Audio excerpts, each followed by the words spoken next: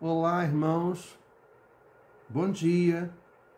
Nós estamos começando os nossos estudos do terceiro trimestre de 2022 da revista Palavra e Vida. E houve um certo atraso, já que passaram-se 2 domingos, eu não postei as aulas da lição 1 e da lição 2. Houve alguns contratempos e eu não tive tempo de prepará-las. Nós estaremos estudando a revista Palavra e Vida com o tema Fé e Verdade. Fé e Verdade. No caso, nós vamos ter reflexões das cartas de Tiago, 1ª, 2ª Pedro e Judas. Então, nós estaremos passando os meses de julho, agosto e setembro, estudando as lições correspondentes, as 13 lições correspondentes a essas cartas de Tiago, 1ª, 2ª Pedro e Judas. As primeiras lições são sobre a carta a Tiago, tá? E sucessivamente, que formos avançando nos estudos durante esse trimestre, vamos estudar as lições referentes às outras cartas. Tá? Então, temos aí essa realidade pela frente nos nossos estudos da revista Palavra e Vida. Nós vamos agora orar, pedir a orientação do nosso Deus para aquilo que vamos estar aqui estudando. E vamos então pedir para que o Espírito de Deus nos oriente, nos dirija, nos dê a sabedoria para conduzirmos esses estudos. Senhor nosso Deus, muito obrigado, meu Deus, por estarmos diante da Tua presença, Senhor, por estarmos, ó Pai, reunidos para estudar a Tua Palavra. Mais uma vez, ó Pai, podermos ter esse momento de comunhão contigo. Queremos te pedir, Senhor Deus, que Tu nos dê sabedoria, Senhor, que possa conduzir esse estudo da melhor forma possível, meu Deus, para que tudo concorra para a honra e glória do Teu nome, para que, ó Deus, Tu sejas engrandecido na minha vida e também de todos quantos estiverem vendo e ouvindo esse estudo, Pai. Que possamos crescer na Tua graça, no Teu conhecimento, ó Deus, em nome de Jesus. Amém. A fé e as provações. Lição 1 do terceiro trimestre de 2022. Essa lição deveria ter sido postada no dia 3 de julho. É a primeira lição da revista, tá? Já houve na aula presencial na nossa classe a lição 1 e a lição 2. E teremos hoje, presencialmente, a lição 3, a nossa querida professora Jália. Bem, o Novo Testamento fala de vários homens com o nome de Tiago. Em Marcos 1,19, 3,18, Lucas 6,16, Gálatas 1,19, Atos 12, 17 e de 15 a 13. Toda a discussão sobre autoria e data tomaria um espaço que não temos aqui. Há discussões acerca da identificação de cada um deles, se as referências são sobrepostas, mais de um texto se referindo à mesma pessoa. E qual deles seria o autor da carta? Para fins didáticos, assumimos aqui o posicionamento ao lado daqueles que consideram como autor o Tiago, irmão de Jesus. E quanto à data, referimos em torno do ano 60 depois de Cristo. 60 DC, ou seja, o ano 60, a partir do nascimento de Cristo, da era chamada Era Cristã, que a gente usa a sigla DC, depois de Cristo, ou AD, Ano Domini. A característica marcante da carta de Tiago é o ensino de que a verdadeira fé cristã se evidencia em ações, contrastando com a atitude dos cristãos que se satisfazem com uma fé acomodada e que faz concessões ao estilo de vida mundano, querendo tirar proveito do que há de melhor deste mundo, ao passo que deseja também auferir dividendos no mundo vindouro, ou seja, tentam fazer uma ponte entre o mundo do pecado e o mundo espiritual, entre a vida cristã e a vida secular, coisa que não deve acontecer na nossa vida. Nossa vida cristã é uma só, mas o que ele está se referindo é exatamente isso, de a pessoa ficar com um pé na igreja e um pé no mundo. O mundo aí se refere o que? Ao pecado. Nesses primeiros 5 estudos, separamos alguns assuntos que se destacam na carta, para que possamos refletir e praticar, começando por um tema que está dentro do nosso contexto de vida nesse tempo, a fé e as provações. Nós estaremos lendo na Bíblia Tiago 1, capítulo 1, de 2 a 18, que é o texto básico desta lição.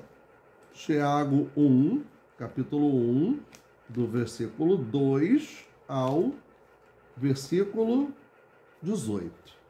Então, faremos agora esta leitura nesse momento. Condena-se o fazer assim. Não, desculpe. Isso aí é o versículo 2. É o capítulo 2. É o capítulo 1, no caso. Meus irmãos, tende grande gozo, grande alegria, quando cairdes em várias tentações, sabendo que a prova da vossa fé obra a paciência. Tenha, porém, a paciência a sua obra perfeita, para que sejais perfeitos e completos, sem faltar em coisa alguma. E se algum de vós tem falta de sabedoria, peça a Deus, que a todos dá liberalmente e não o lança em rosto, e ser-lhe-á dada. Deus nos dá sabedoria e não joga na nossa cara. É o que esse versículo quer dizer. Peça-a, porém, com fé, não duvidando, porque o que duvida é semelhante à onda do mar, que é levada pelo vento e lançada de uma para outra parte. Não pense tal homem que receberá do Senhor alguma coisa. O homem de coração dobre é inconstante em todos os seus caminhos, mas gloria-se o irmão abatido na sua exaltação, e o rico em seu abatimento, porque ele passará como a flor da erva, porque sai o sol com ardor, e a erva seca, e a sua flor cai, e a formosa aparência do seu aspecto perece, se acaba. Assim se murchará também o rico em seus caminhos. Versículo 12. Bem-aventurado o varão que sofre a tentação, porque, quando for provado, receberá a coroa da vida, a qual o Senhor tem prometido aos que o amam. ninguém sendo tentado diga, de Deus sou tentado, porque Deus não pode ser tentado pelo mal e a ninguém tenta. Mas cada um é tentado quando atraído e engodado, envolvido pela sua própria concupiscência, pelo seu próprio pecado ou pela sua própria natureza pecaminosa. Depois, havendo a concupiscência concebido, dá à luz o pecado, e o pecado, sendo consumado, gera a morte. Não erreis, meus amados irmãos.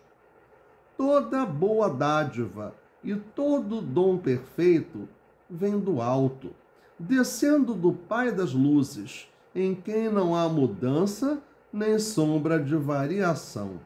Segundo a sua vontade, ele nos gerou pela palavra da verdade, para que fôssemos como primícias das suas criaturas.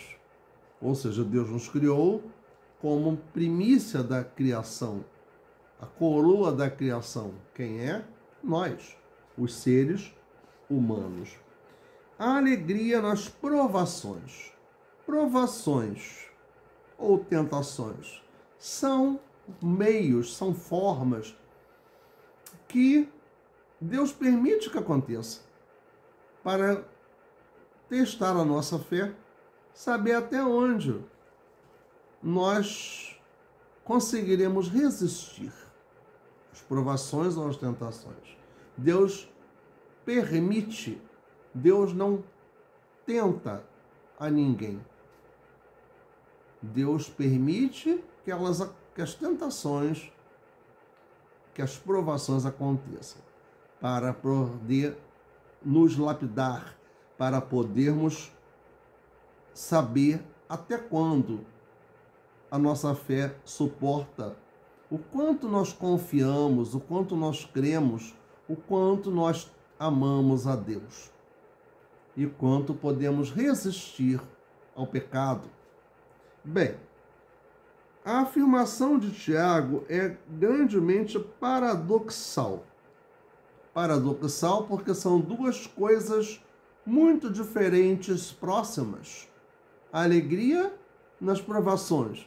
Então você se sentirá alegre por ser provado? Você vai sentir alegria na sua dor? No momento difícil? Isso é paradoxal nesse sentido.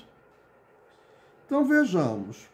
Dificilmente imaginamos a possibilidade de desfrutarmos alegria nas provações porque elas nos lembram do sofrimento e dificuldade. Somos ensinados a buscar o prazer e evitar a dor. Primeiramente, é importante observar que o texto diz que devemos ter alegria em meio às provações, não por causa delas.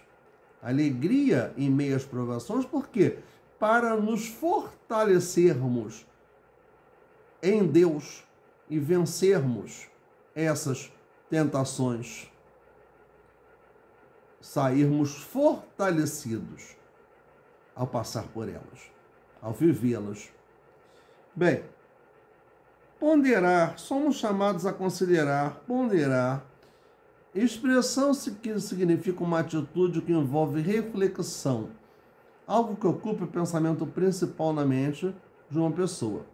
O ensino, então, é que, ao virem as provações, devemos exercitar nossa mente e olhar para os resultados benéficos da provação, ao invés de sermos dominados pela reclamação, pelo desespero, pela revolta, pelas circunstâncias que nos oprimem. Ou seja, para a gente não ficar se lamentando, reclamando da vida, se considerando a pessoa mais infeliz do mundo, porque isso não é da vontade de Deus, isso não agrada a Deus, né? A palavra provação, ela vem de peirasmos, que pode ser traduzida por adversidade, problema, julgamento, experimento, aflição, e no aspecto negativo, tentação, como algumas de nossas versões traduzem. O contexto nos leva à preferência por uma das palavras relacionadas à aflição, que é a palavra provação. Quero chamar a atenção para o verbo passarem, que literalmente significa estarem totalmente cercados por. Cercados por. Então, há alguma coisa que gerando um determinado problema, uma determinada dificuldade que nos leva a viver a provação. Que faz ser ainda mais desafiador mantermos a alegria, pois não se trata de provações distantes, esporádicas, porém, uma dura realidade de estarmos envolvidos, cercados por provações de todos os lados. Pensemos um pouco e concluiremos que esta é uma verdade patente em nosso viver. Há provações no ambiente pessoal, ministerial, eclesiástico, familiar, social. Na verdade, elas estão presentes em todos os momentos e para todas as pessoas, né? Fica claro que aqueles os quais pegam uma vida cristã triunfalista, sem crises, estão espalhando falsas notícias ou mentiras ou fake news, como podemos dizer numa expressão mais nova, né? Mais presente no nosso meio. Estar em Cristo não nos isenta de lutas nem de dificuldades. Nós vivemos desde 2020, começamos a viver a pandemia mundial do Covid-19. Então nós tivemos e temos ainda provações da nossa fé, das nossas emoções e do nosso convívio interpessoal. Ainda assim somos exortados à alegria, a qual apenas o Espírito Santo pode implantar em nossos corações, como fruto de que ele semeia em nosso interior essa alegria. Mas é claro que nós só vamos ter essa alegria no nosso coração se nós buscarmos o Senhor, se nós nos colocarmos diante de Deus, pedindo a sua força, a sua sabedoria, a sua unção, né? Portanto, quando sobrevêm as provações, devemos adotar uma atitude alegre. Isso não é fingimento ou autossugestionamento. Contudo, olhar as provações sob a perspectiva da fé. Quando falamos da unção do Senhor, vamos lembrar lá dos versos daquele cântico que diz assim: uma só palavra que Deus mandar vai fazer a minha vida mudar. Em minhas lutas eu vou triunfar, pois eu sei que é só em ti confiar. Se o inimigo quiser me combater, não há nada que me faça temer. Não importa o que enfrentarei, com a unção imbatível serei.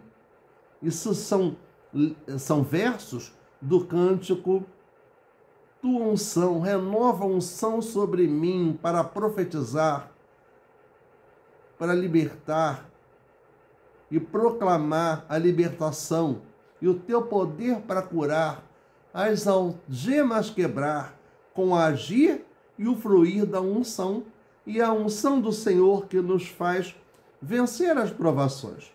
No item 2 da nossa lição, colhendo frutos nas provações, que trata dos versículos 3 a 12. Nesse primeiro, o versículo 1, 2, né? O versículo 2, tá? Somente o versículo 2 do capítulo 1 que nós lemos. Aqui de 3 a 12.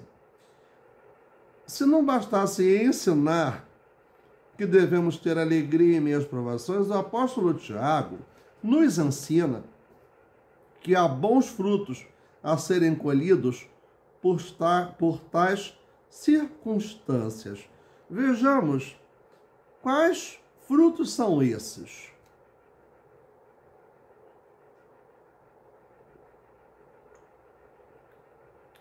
Perseverança. Perseverança. Não desistirmos. Buscarmos força no Senhor, no Espírito Santo, para vencermos as provações. Então, faz a gente desenvolver a perseverança. Maturidade. Maturidade significa o quê? Crescimento. Crescimento espiritual, crescimento em sabedoria, crescimento mental. Ou seja, nós podemos estar mais íntegros ou perfeitos e completos, porque passamos pelas provações.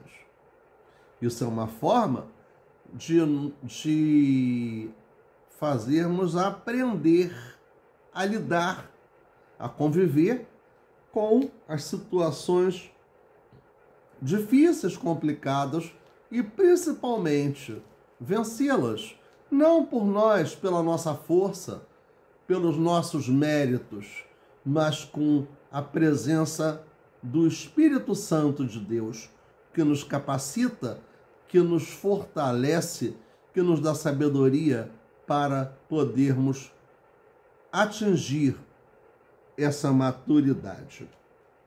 O terceiro, a oração. Passar pelas provações sem orarmos, sem buscarmos o Senhor, nosso Deus, significa simplesmente tirar Deus da jogada. Não nos humilharmos, não nos prostrarmos diante do Senhor. A oração é uma doação de Deus. A sabedoria do pensamento hebraico, a sabedoria significa uma doação de Deus. E quando oramos, a gente está conversando com o Senhor. Estamos nos derramando diante do Senhor, colocando no trono da sua graça as nossas dificuldades, os nossos problemas. Então nós temos que, antes de tudo, nos humilharmos perante o Senhor, reconhecendo que nós não somos nada diante da grandiosidade de Deus. Cumprimento das promessas. Deus é fiel.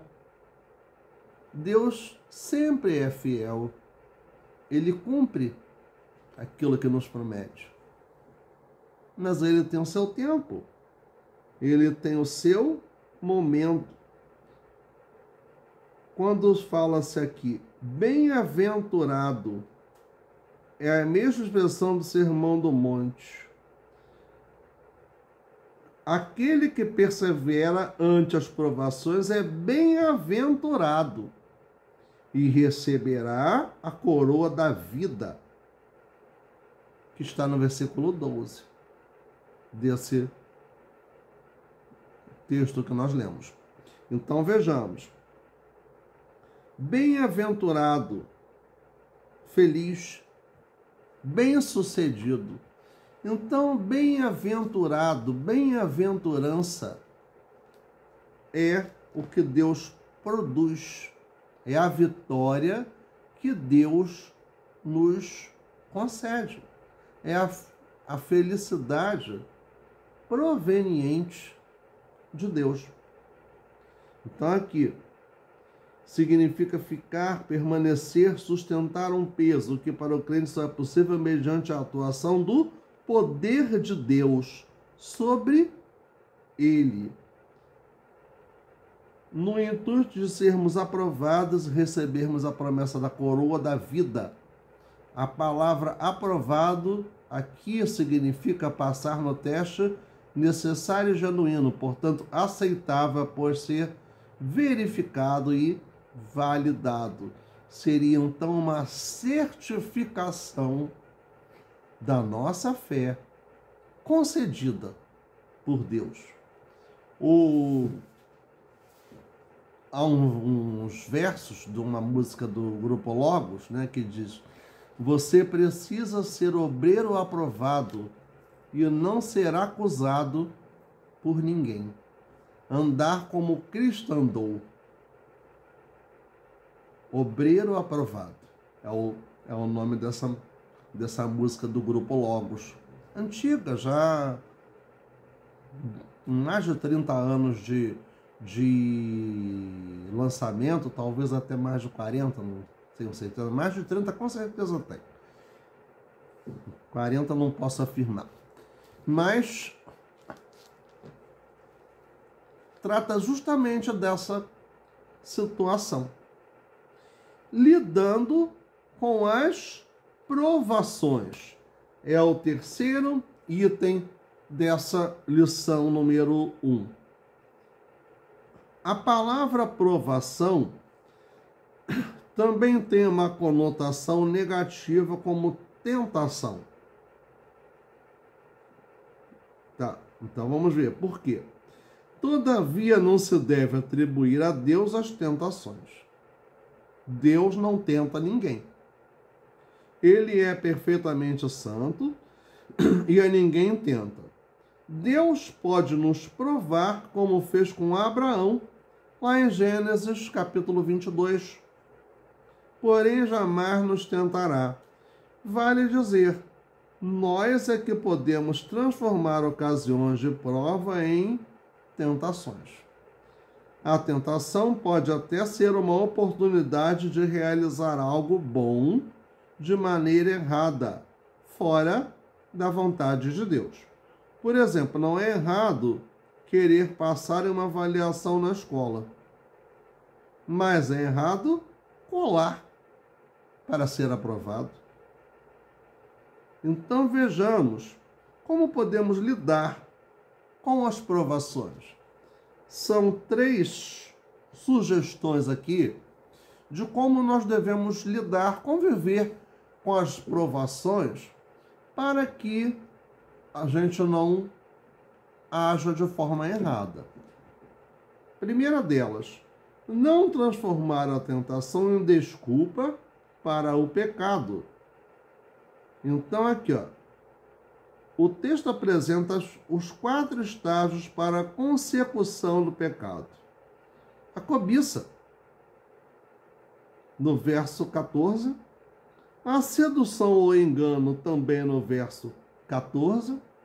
A desobediência e a morte, no verso 15. Quando a tentação vira em nosso pensamento, é importante desviarmos a nossa mente para as consequências do pecado, a saber, o juízo condenatório de Deus. Como diz o texto, o pecado consumado gera a morte, o que Paulo concorda, porque o salário do pecado é a morte, lá em Romanos 6, 23. Diante da... Agora, segundo item aqui. Diante da tentação, devemos lembrar de que Deus é bom. Versículo 17 do capítulo 1, que nós lemos. A bondade de Deus é uma grande proteção para não cedermos à tentação. Uma vez que Deus é bom, não precisamos de alguém mais para suprir nossas necessidades. É melhor passar fome dentro da vontade de Deus do que estar saciado fora da vontade de Deus. Uma vez que começamos a duvidar da bondade de Deus, as ofertas de Satanás tornam-se atraentes e os desejos naturais dentro de nós se afloram.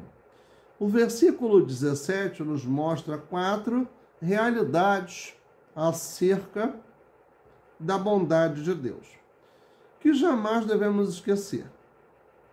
Ele nos dá boas dádivas.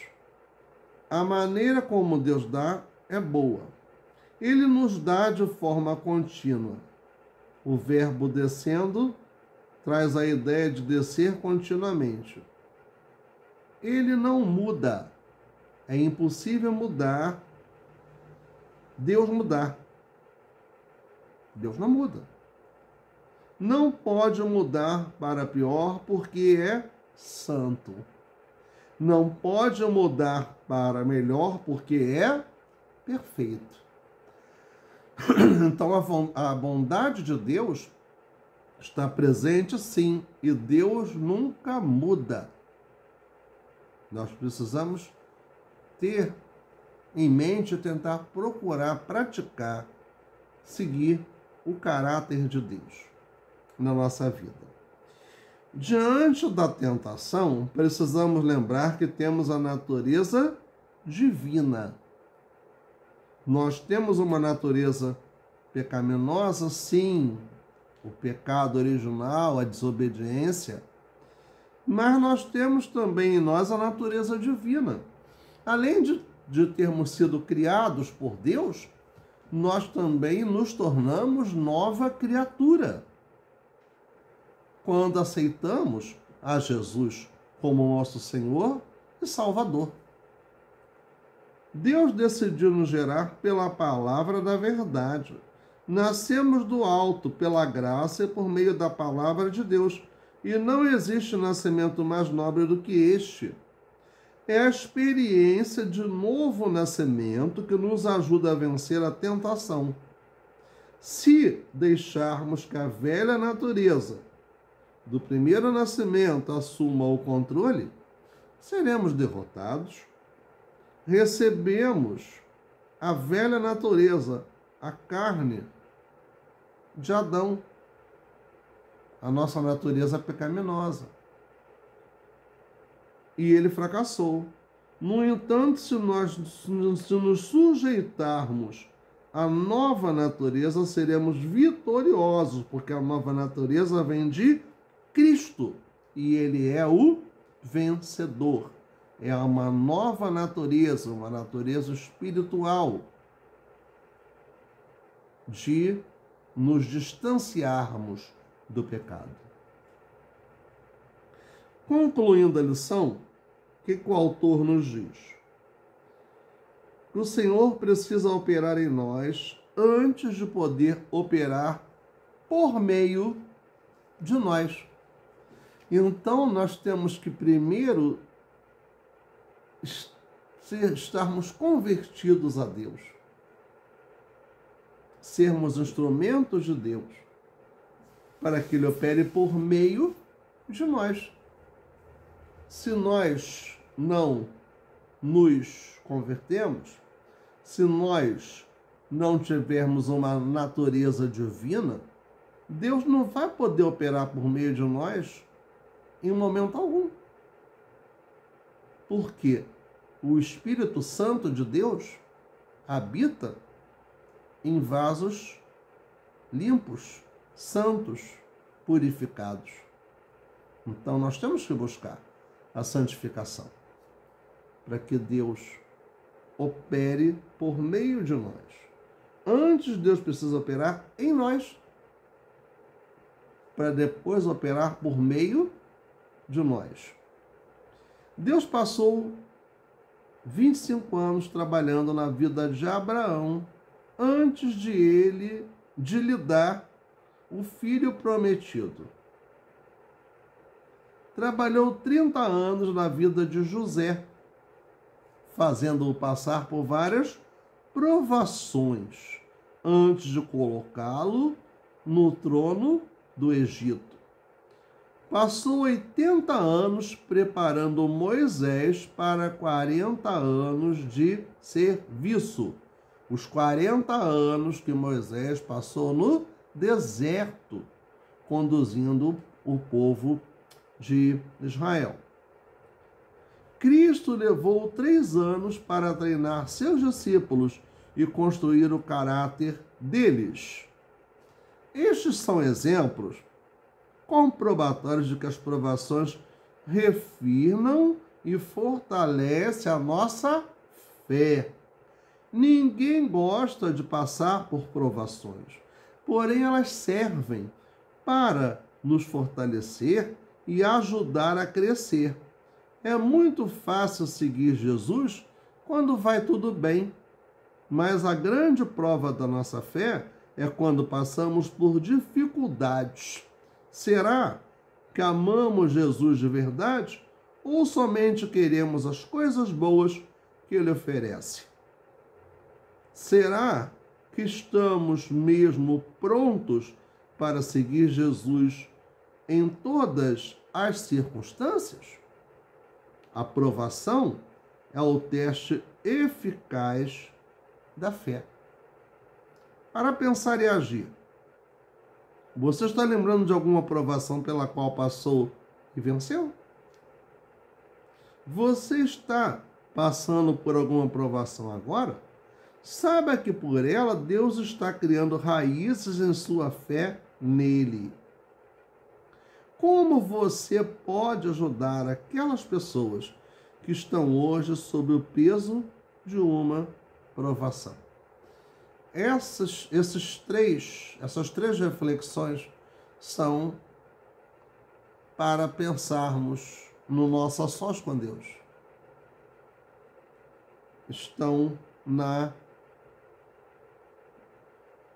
nossa reflexão introspectiva, de dentro, de fora para dentro. Para a gente pensar o que nós estamos fazendo. Quando fala em provações, vamos lembrar que é um processo muito parecido com o beneficiamento do mineral de uma pedra preciosa.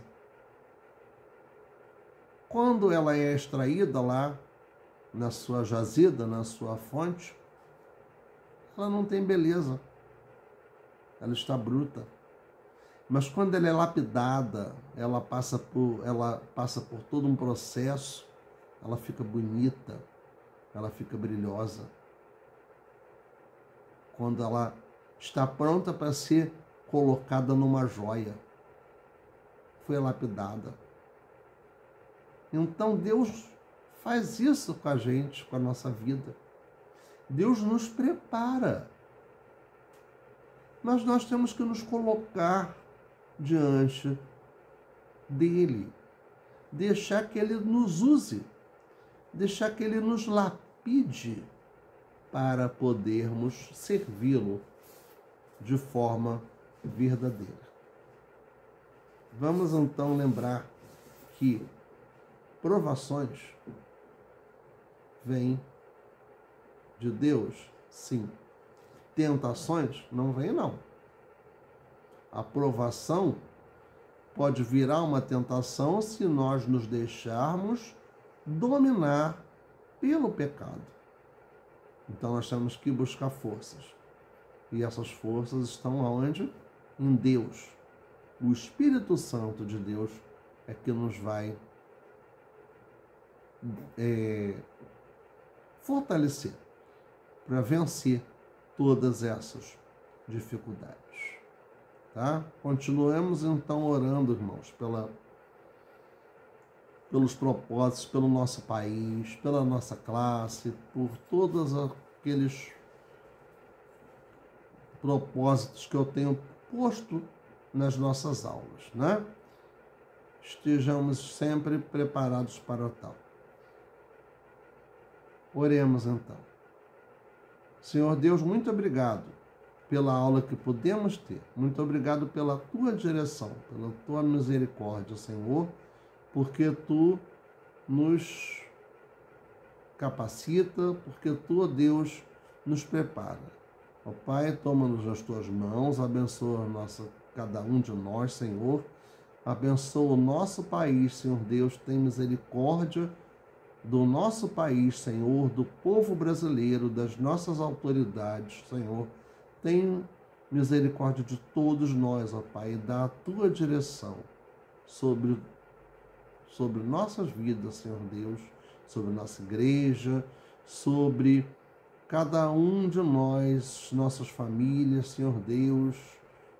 Seja conosco, Senhor, concedendo-nos sabedoria a cada momento, a cada instante, Senhor.